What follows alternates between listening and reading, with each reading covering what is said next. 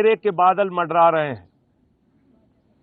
जिन लोगों ने अपनी बेटी की शादी के लिए एलआईसी में पैसा लगाया, जिन लोगों ने अपना छोटा सा घर बनाने के लिए एलआईसी में पैसा लगाया, जिन लोगों ने अपनी बीमारी के लिए और बुढ़ापे की पेंशन के लिए एलआईसी में और एसबीआई में अपने पैसे जमा किए, आज वो करोड़ों लोग चिंतित हैं, परेशान हैं, क्योंकि पिछले 4-5 दिनों से एक महाभ्रष्टाचार की चर्चा पूरे हिंदुस्तान में हो रही है।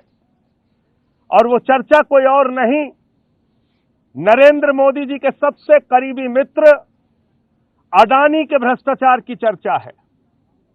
और ये भ्रष्टाचार क्या है जिसकी वजह से देश के निवेशकों का 4.5 लाख करोड़ रुपए डूब गया।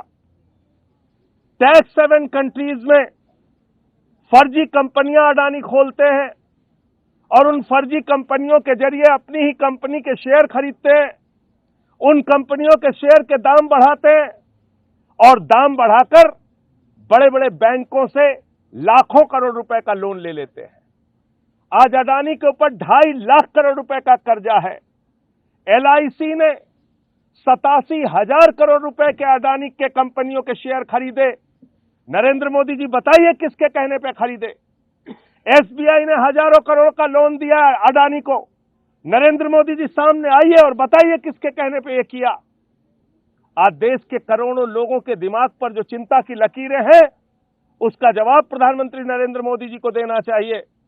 और बड़ी अजीब बात है, कल मैंने सुना अडानी ने कहा यह हिंडनबर्ग की रिपोर्ट भारत पर हमला है। कल को किसी जेब कतरे को थानेदार पकड़ेगा, कहेगा साहब ये थानेदार को बोलेगा वे भारत पे हमला हो गया। जो व्यक्ति देश के करोड़ों लोगों की जेब काट रहा है, उसके भ्रष्टाचार को उजागर करना भारत पे हमला कैसे हो गया? आम आदमी पार्टी ये कहना चाहती है कि देश के करोड़ों लोगों के भविष्य पर हमला अडानी ने किया है। उसका जवाब प्रधानमंत्री नरेंद्र मोदी जी को देना चाहिए। और अगर भारत पे हमला हो गया तब तो प्रधानमंत्री को जरूर बोलना चाहिए, राष्ट्रीय सुरक्षा सलाहकार को भी बोलना चाहिए, रक्षा मंत्री और गृह मंत्री को भी बोलना चाहिए। तो इसलिए हमने कल मांग की थी कि सदन में इसके बारे में चर्चा कराई जाए। और कहां छुपी है ईडी, कहां छुपी है सीबीआई, कहां छुपी है इनकम टैक्स डिपार्टमेंट, कहां छिपा है सेबी? क्यों नहीं कार्रवाई हो रही है अडानी के ऊपर जिसने लाखों करोड़ का भ्रष्टाचार किया है? दुनिया का 2 नंबरी अमीर था, अब 11 नंबर पे चला गया। क्यों सरकार खामोश है, क्यों नहीं कार्रवाई कर रही है? ये सारे सवाल हैं जिसका जवाब देना पड़ेगा। और इसी के कारण हम लोगों ने राष्ट्रपति के अभिभाषण का बहिष्कार किया।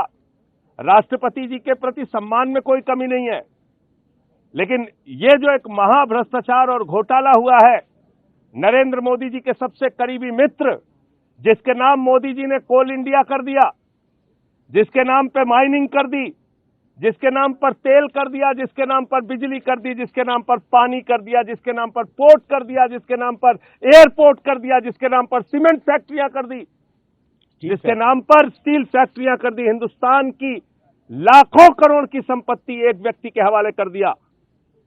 इसका जवाब कौन देगा? प्रधानमंत्री जी। जो व्यक्ति आपकी पार्टी को चंदा देता है, जिसके हवाई जहाज में आप घूमते हैं, आज उसके नाम से इतने बड़े लाखों करोड़ के भ्रष्टाचार का मामला उजागर हुआ है। इसका जवाब आपको सामने आकर देना पड़ेगा।